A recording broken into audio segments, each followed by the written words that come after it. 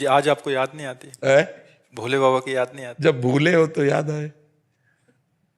जैसे इस शरीर की हम याद नहीं करते और इसको हम भूले भी नहीं है। बोलो, सोने के बाद जब उठते हैं आप, तो आपको ये याद करना पड़ता है कि मैं पुरुष हूं, मैं स्त्री हूं, मैं कौन हूं? नहीं, आपकी याद में हर समय था, सोने में भी था, क्योंकि जगकर आप तुरंत क्रियाशील हो जाते हैं।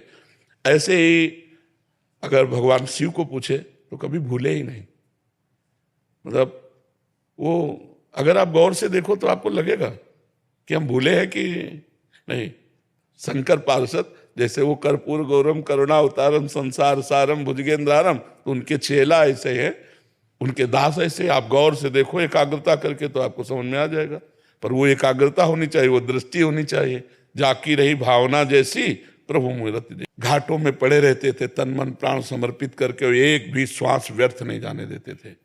आज भी हमारे पास 1 रुपया नहीं, न जीवन में कभी लिया है, न जीवन में रखा है और न जीवन में रखेंगे। कभी ऐसे किसी से नहीं।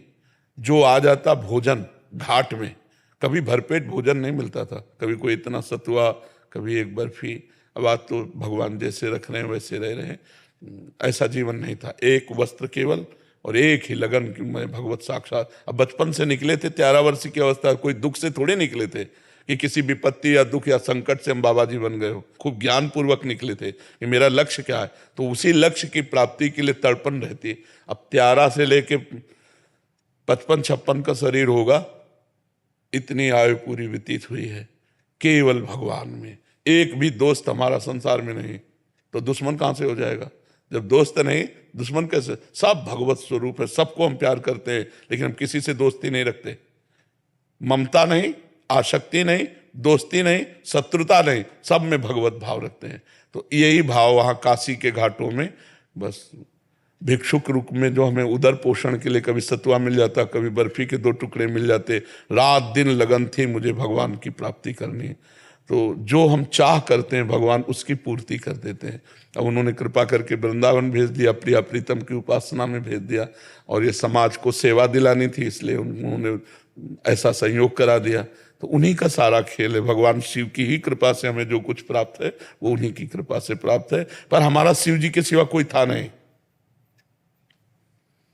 कभी किसी आश्रम नहीं गए, कभी किसी मठ मंदिर में नहीं सोए, घाटों में पड़ के सोना और व्याकुल होकर रोना। कैसे प्रभु मिलोगे, आप कैसे मिलोगे? बस हमें तो कुछ पता नहीं, आप कैसे मिलोगे? तो वो जब कोई दैन्य होकर के भगवान के लिए निर्जन स्थान पर सेवन करते हुए रोता है, तो ये पुकार भगवान को जाती। भाव बिन सुनी पुकारे मैं कभी सुनता नहीं, और भाव पूरित टेर ही करती मुझे लाचार है। भगवान भाव से बस में हो जाते। ये वस्तु ये सब पदार्थ नहीं, केवल भाव चाहिए उनको। तुम भाव से उनको पुकारो, जरूर दर्शन